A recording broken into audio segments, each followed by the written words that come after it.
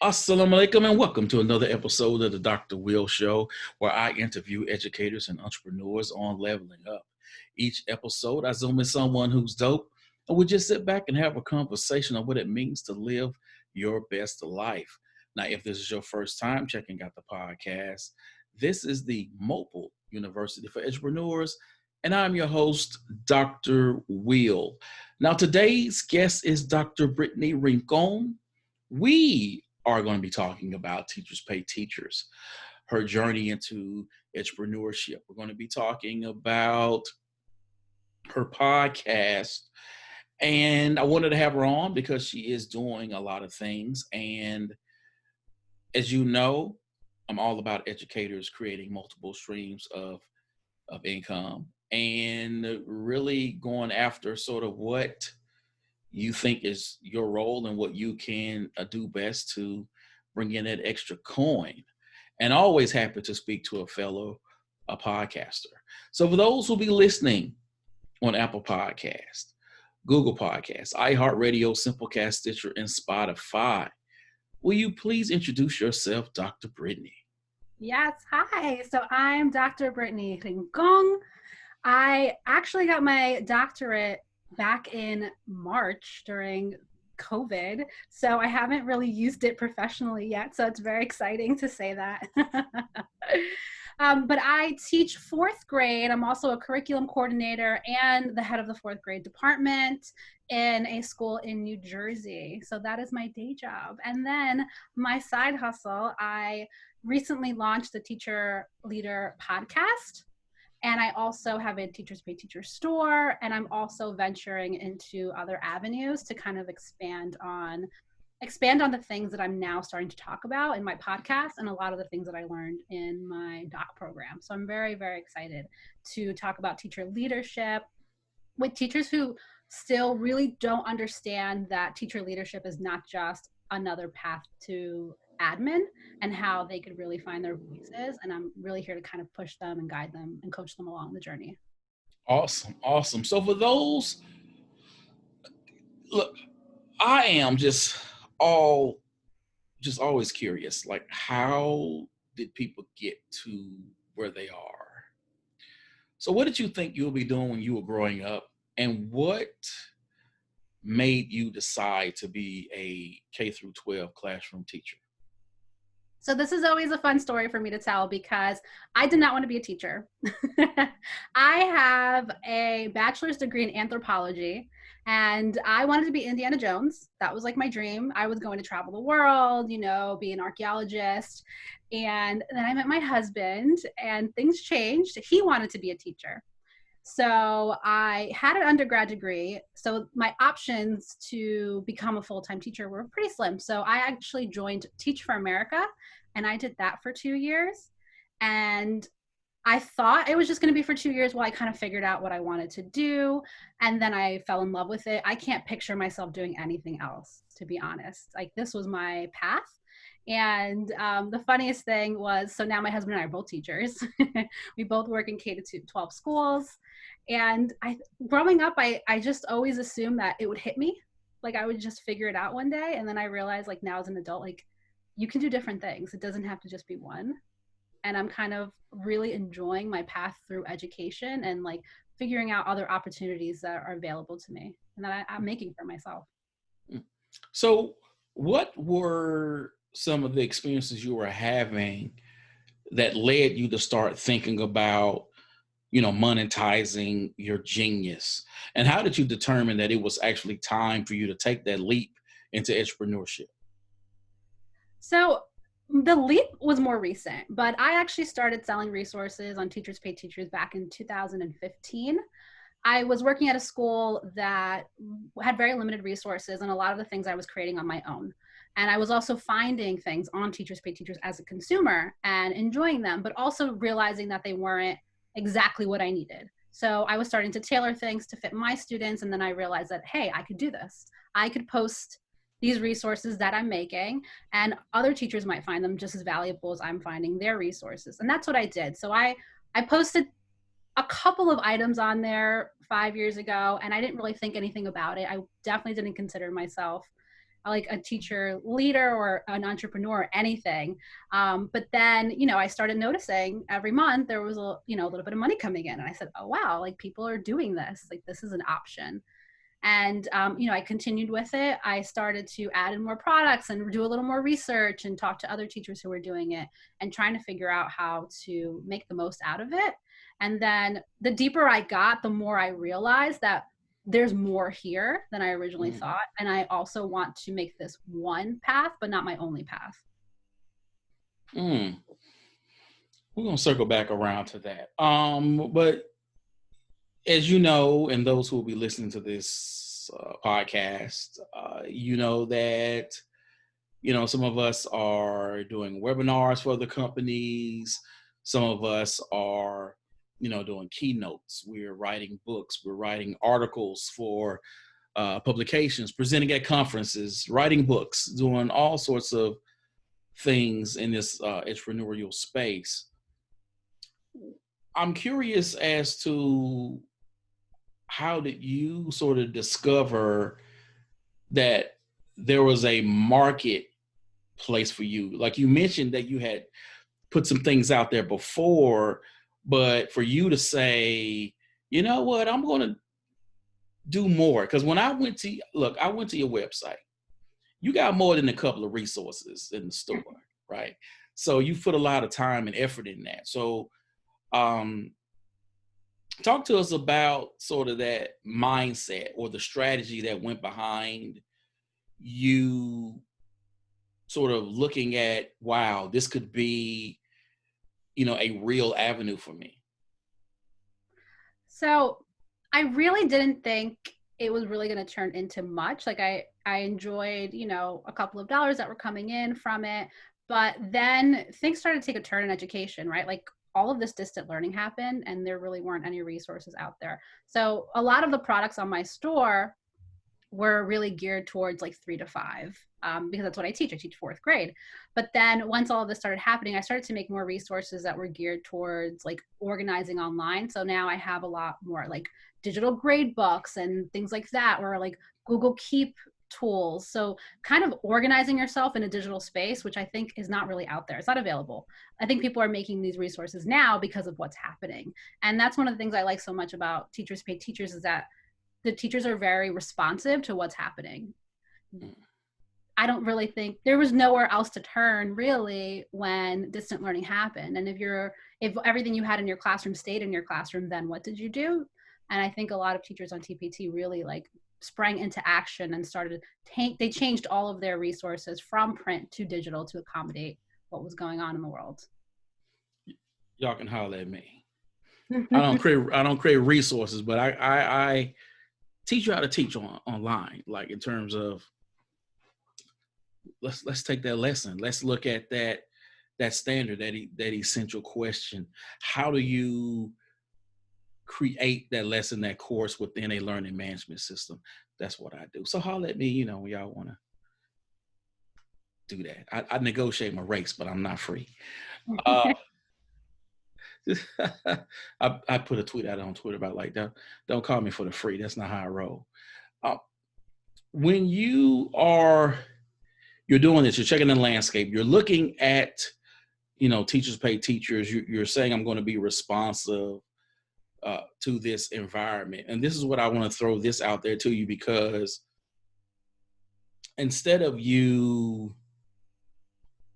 putting together your own website and breaking out, a store connected to PayPal or Square or what have you, you decided to create your store within Teacher Pay Teachers. Mm-hmm.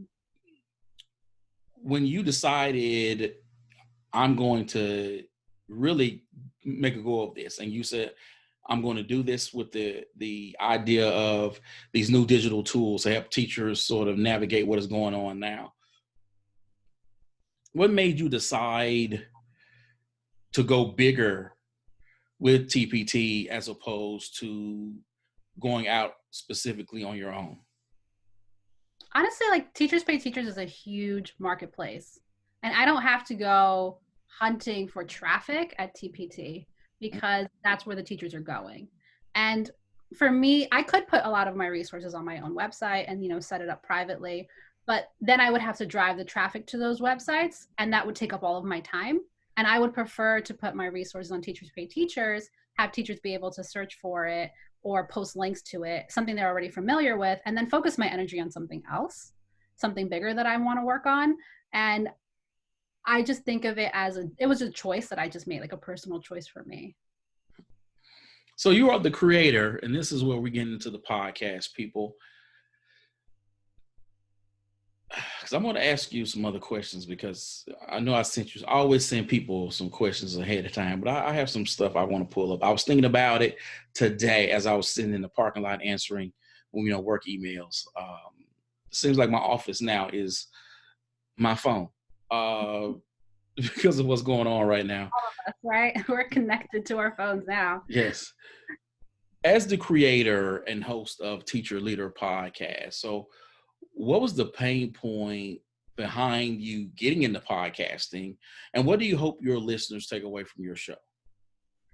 Honestly, like when I'm talking to my audience, I'm talking to teacher leaders who are new at this. Like they either just became a teacher mentor and they're not sure what to do, or they just took over, they're the grade level rep, or they're running a PLC, or they're working with teachers, but it's something that they haven't been trained to do.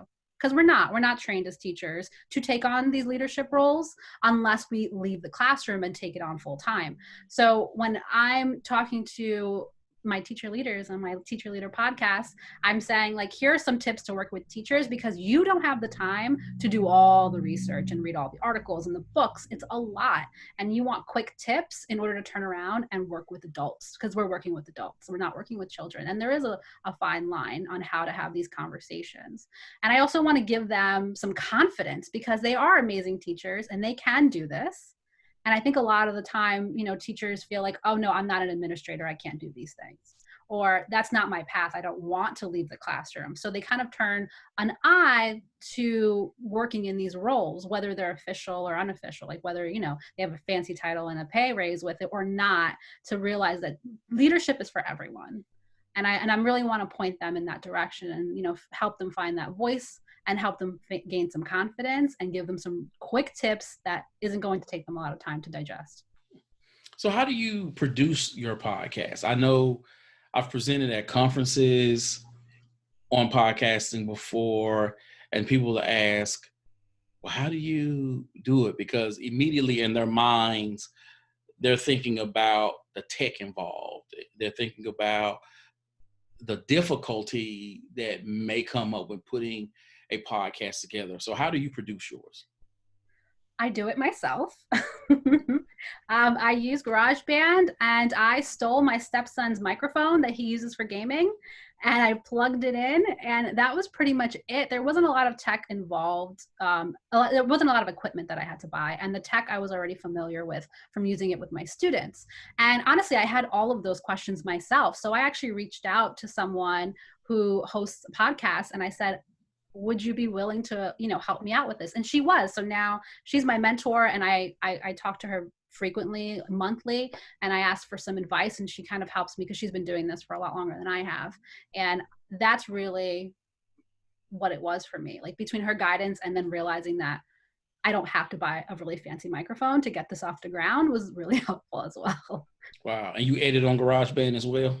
I do. I edit. I purchased a simple intro song, and I figured it out on my own. Wow. And how did you get hip to, your hosting site, right? Because I've had people reach out to me and they say, well, hey, I want to do a podcast and I want on Apple. How do I get on Apple? I said, well, you don't upload directly to Apple Podcast.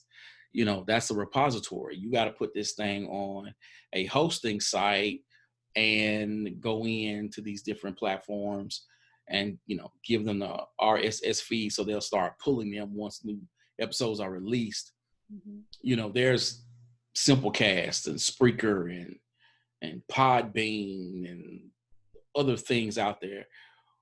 Who do you use, and how did you go through the process of sort of figuring out which one would be the best hosting site for you? So I did a little bit of research. So I use Buzzsprout. I found that one to be the easiest for me to navigate, like the user face I thought was very simple and easy. And I found a couple of different options by like teacher Facebook groups.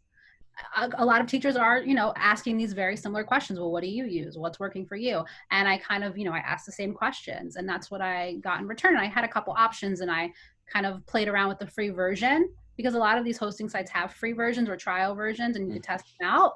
And I wanted to make sure it was as simple as possible, because I have a lot going on and I do not have time to navigate a difficult platform.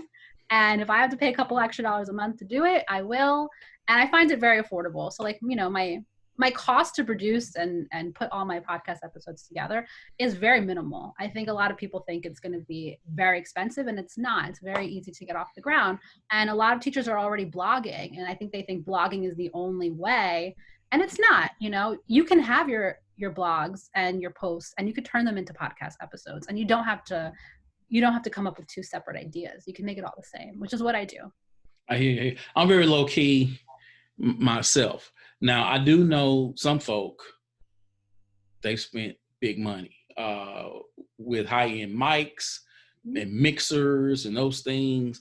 If you're an audiophile and that whole game is on you, it's on you. Bless you, man, or madam. Do you. I just know with the amount of content that I want to put out, I normally would do 2 episodes a week. And I've done 13 episodes in a month before. There is no way for me to do that if the production side of it was going to be cumbersome. If it was going to take me, a long time to put my podcast together, I knew that wasn't going to happen. So for me, it was just like, really, how can I get it? Like right now, I'm doing this with Zoom. Zoom is going to give me 2 files, and I'm just going to upload one. So I don't even edit. Now, I have problems. There's no intro music. I thought about it before. I said, but that requires me to edit. So I don't edit unless I have problems. But then when I have problems, I don't even still edit. I send it off to Andrew Bray, and he edits it, and then it goes out because I'm lazy, and I don't enjoy that piece. I just enjoy, kicking it with my guests. It takes some time. I think at this point, I'm only about a month and change in, but I have a template that already has my music and everything ready to go in my intro. So like I literally just plug in my episode in the middle, and I download it and upload that onto Buzzsprout, and that's it. So it honestly, in and out, I could be done within an hour with recording and editing and uploading. So, and my episodes are short. I try to keep them around 20 minutes too. So like that's also one of the reasons why I'm able to do it so quickly. I may try that one day. I might try that one day. We'll see.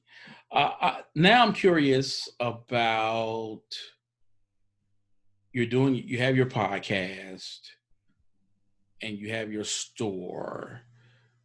How are you using your podcast as a way to create brand awareness for yourself, or possibly lead other people or lead your listeners to your store? Mm-hmm. So my intention with my podcast is to create my brand and to start positioning me in a different route. So yes, like I have my products that I will definitely talk about, especially with organization of digital resources and things like that.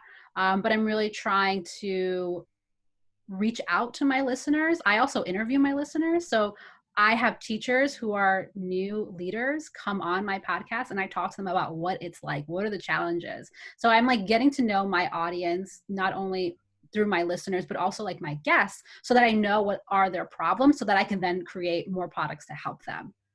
So I'm really pushing my podcast to be like the start of something new for me, by being able to kind of be like a more down to earth, like, let me just talk to you for a few minutes on your drive to work and say, this is hard, but we're going to do it. We're going to do this leadership thing together, which is something I say on my podcast a lot. And here are some quick tips when you're working with teachers. You sound like you're having fun though. I am. It's a lot more than I thought, and it's turning into something bigger very quickly. And I'm really excited. I've got to like I'm meeting so many great teacher leaders, and even the teachers who I interview, they're like, "Well, I didn't really think about teacher leadership before," but they're doing it. They're like leading workshops. They have teams of teachers that they have to lead, and they don't really consider them a leader.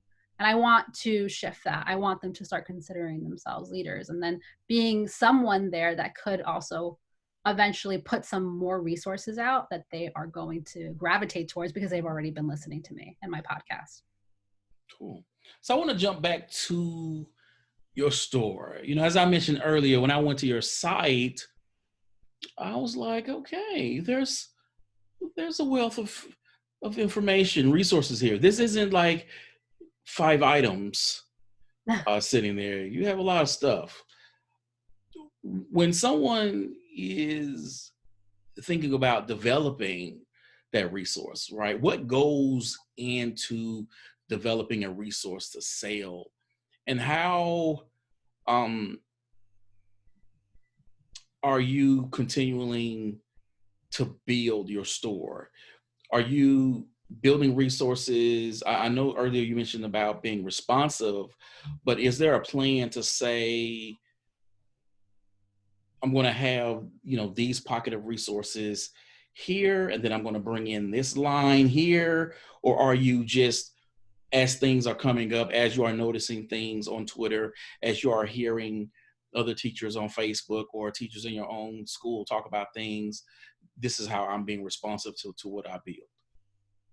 I think it's a combination. So like there is some big picture planning, and I do think of like product lines and things that go together. But then I also am more responsive. So like if I have to make something for my own room, I'm also going to turn around and post that as well.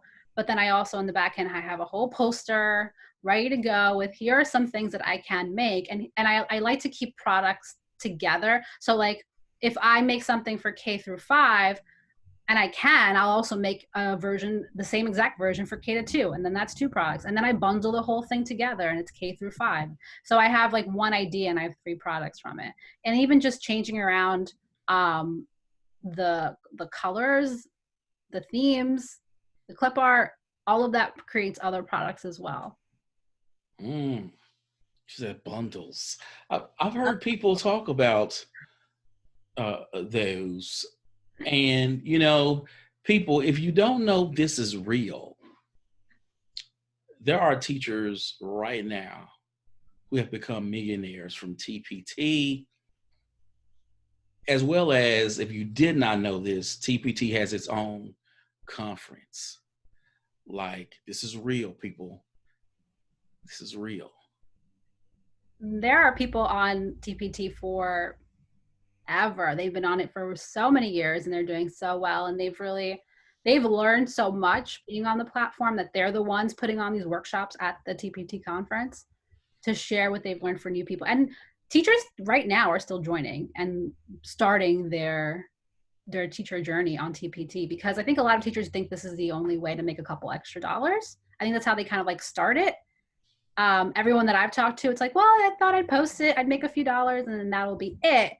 And they don't really think there's anything more to it, or they don't think there's another possibility. They can't turn that TPT store into a brand and into more products outside of it either.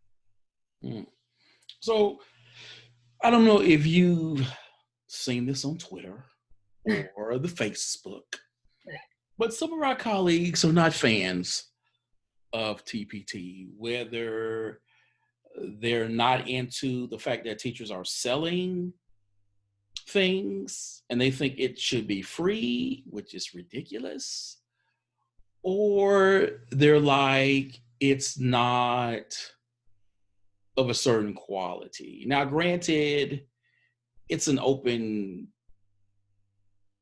resource, open platform. So with anything like that, some stuff is going to be very high quality and some just won't be. I mean, that goes without saying. When you hear these things from our colleagues, what comes to mind, and what have been your experiences thus far with TPT? I mean, I've seen all of it. Even at my current school right now, I have colleagues who feel the same way. They feel like, oh, like, I hope you're not downloading anything off of that site. You know, there is like a negative connotation to using it as if you're not working, as if it's like, oh, you just printed something and gave it to the kids. Like you didn't put any effort into it. And I think some of my colleagues have that mindset. Whereas other people are like, this is amazing. Like who has the time to make this? This is making my life simpler. And I feel like I see those two ends of it all the time. And as far as it being free, if you're putting your energy into it, then you should be compensated for it, you know? And then I think people do price things accordingly. And there's also a lot of free items on TPT. In order to open a store, you have to post a free item. So you can't even open a store unless you put something on there that's completely free, no strings attached. And then everything else you could post. And it's very, you know, you can post your price. And there are reviews, just like Amazon. You buy something on Amazon and it might not be great. And you post a negative review and hopefully nobody else buys it. Or if it's amazing, you post a glowing review and people buy it. And I think TPT has that same format where there are those reviews. You can, you know, you are an informed consumer and you can make a decision how you want to spend your money on which products versus one person or another. So what are some of the goals you've set for yourself as an entrepreneur? Oh, I've got some big goals coming up. So right now I have a new series on my podcast called The Leader Chat. And I interview one teacher leader a month and we talk about what they're doing in their school, how they're bringing teacher leadership to their colleagues, and you know, how are they doing this from the classroom, because that's really where it's at. Like we're still in the classroom, we still have students in front of us, but we're also taking on these additional roles and some of us are being compensated for them and some of us are not. And how are you managing that? So like that's something really excited for me. I want that to be like one of the pillars of my podcast. I want that to continue. And then I am also looking to launch my own course, you know, in the spring that helps brand new teacher leaders with some foundational skills that, again, is quick and easy to implement. I'm here to coach and guide you along the way as well. And you don't have to spend all of your time reading 12 books and Googling articles and kind of figuring it out on your own, or stuff that you would have to maybe get an additional advanced degree for. That's all right. It's all right. I'm all about that. Multiple streams. Yes, ma'am. Yes, ma'am. I'm all about that. You know, right now, Erica Terry is her conference, the Entrepreneur Success Summit is going down. Mm-hmm. I have a session on there, and I'll be participating in a panel this week. And it's just interesting that though more and more of our colleagues are starting to sort of wake up to the idea of, you know, I know my worth and let me go, you know, own my intellectual property and get out there and make multiple streams of income. So many of us are still sort of locked into this fairy tale of being a teacher is so noble that you should die a pauper. And I just can't get down. I just can't get down with that because, you know, the game is rigged, right? It's rigged against us because one, no one can negotiate their salary. Your salary is determined by the state. It's determined by your school district. And it is what it is. And there's different levels generally based upon you getting more graduate degrees and years of experience. By the way, graduate degrees cost money. And people, what normally happens for some people at the graduate level, you're able to sort of become, take on a graduate assistantship where you could get your tuition paid and get a little change on the side for kind of grading and doing some research and all that stuff. But as a teacher, if you're a working teacher, you can't do that. So you either paying out of pocket or you're taking out student loans to do that. So in order for you to move up, more than likely, if you're a K through 12 teacher, it's going to mean you taking on debt to get different levels, get different positions to be promoted, as well as getting higher salary. Mm-hmm. And, it's rigged in that way. And when I try to talk to our people about don't give your genius away for free, it's still sometimes amazing that I get pushback, that people are like, why would I do that? Why would you charge? I'm still sort of like, where's this coming from? And I think too, like teachers and school districts pay for a lot of tools, like a lot of curriculum is so expensive, and having all of those tools at their disposal, all of the subscriptions to all of these different places, it's like, why not invest your money in something that your teachers might actually connect more with? Yes, they pay for real. Yeah. One of the things I didn't mention earlier is so my husband was in school to be a teacher and I was not, and he had to quit his job in order to do his student teaching, and we had a small child at the time, so for him to quit his job to be a student teacher, I had to find a job, which is why I did Teach for America, and I went into the classroom. And I mean, everything worked out amazingly well, but if that wasn't possible, then he wouldn't have even been able to be a teacher. Like, I think that's one of the things that a lot of people don't realize is that why alternative route even exists and how that's an avenue for a lot of people to become teachers, because not everyone has that luxury of just working for free for a whole semester. I hear you. Thank you for the gems. Now, before we go, I want to ask you, what is the greatest piece of advice you've heard from another edupreneur? And what is your advice to that educator who will see your store, will listen to this episode, and they are thinking about starting their own TPT store? Honestly, just do it. Like, you have to jump in. If you use it and it's working for you, it will work for someone else. Like, it might not work for everyone else, but there's another teacher who teaches what you teach and they could benefit, and it will save them time.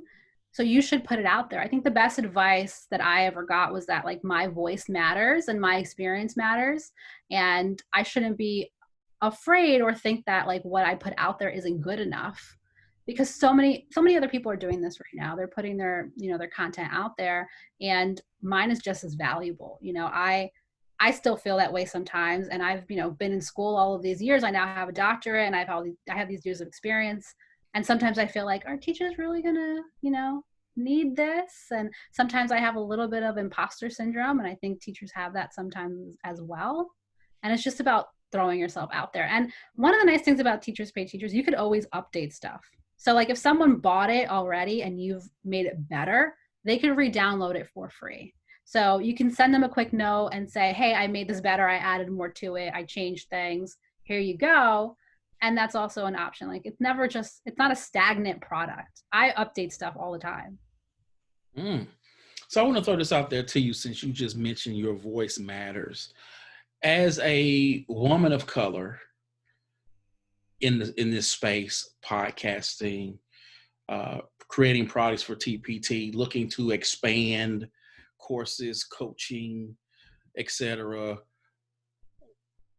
When you think about your voice and representation and what you see is out there and what you see is normally promoted by conferences, or when people talk about these Twitter stars, and some of these folks are my friends, but when you see these names that are constantly sort of rotated out there as these are these are the Mount Rushmore of X, Y, and Z, what do you think, in terms of your responsibility with your voice, what do you think your role is in being a voice as a woman of color, in making sure that what you put out there is not only heard, but I don't want to necessarily say respected, Mm-hmm. but that your perspective is out, like it's out there, right? I I don't do the diversity thing because that's not my, that's not my forte. I don't have the experience in the equity space, so I don't speak on that. But I do make sure that whether it's my podcast that I bring on mostly people of color to be those experts that when people hear my podcast or they may see a video, they see that coming. So it's not like, okay, let's bring the people of color out just to talk about people of color issues. That it's really about showcasing the expertise that we bring to the table. And I know I've kind of gone a long way to ask this question, and I don't know if I've made any sense in asking this question. But the fact that, again, you are a person of color and you do what you do, what do you think is your responsibility in being that voice, that representative of the work you're doing? I think one of the first things I thought about was when I started doing this was that I maybe I couldn't or shouldn't, only because I didn't think it was a possibility, because there are not a lot of people who look like me or who have my experience. And then I realized that if I felt like that, I'm sure there's other women who have similar backgrounds who feel that way as well. So if I don't do it, who will? And I feel like I'm just jumping in, and I'm hoping that other people see me and realize that this is an opportunity for you as well. Like, you don't have to have had a certain experience in educate. Like, I'm not a traditional route teacher. There's that as well. I've worked in public schools, private schools, charter schools. I have like a vast experience here that I could share with people. And I also just feel like it's the space itself needs to change to be reflective of our students. And there are not as many teachers of color out there. And then the ones who are there are not great voices in leadership because they don't really feel like that is an option. And I would love to kind of build our own community and bring it up as well. And I want to help other people realize that that is an option. Awesome. Good question. I hear you. Hey, look, I'm gonna put you in contact with Noemi Pavone. Yeah. Watch. Tell you. She's been on the podcast a couple times. I'm gonna send out a tweet to introduce you to. You two need to hook up. So thank you, Doc, for coming on the show. Thank you for having me. This was so much fun. You're welcome. Yes. Now, people, you know how I do this. This podcast episode is going to be on Apple Podcasts, Google Podcasts, iHeartRadio, Simplecast, Stitcher, and Spotify. I need you to subscribe, follow. The stars are cool, but can a brother get some ratings? Can I get some stars and some comments? I'm trying to be found, and I'm trying to get Oprah on the show. I want her to know. Yes. Auntie Oprah, I want you on the show. I want her to know that I'm doing big things around here. Again, I'd like to thank my guest, Dr. Brittany Rincon, for coming on and dropping so many gems. And I'd like to thank you again for checking out another episode of the Dr. Will Show. As always, people, invest in you. EDU. Peace.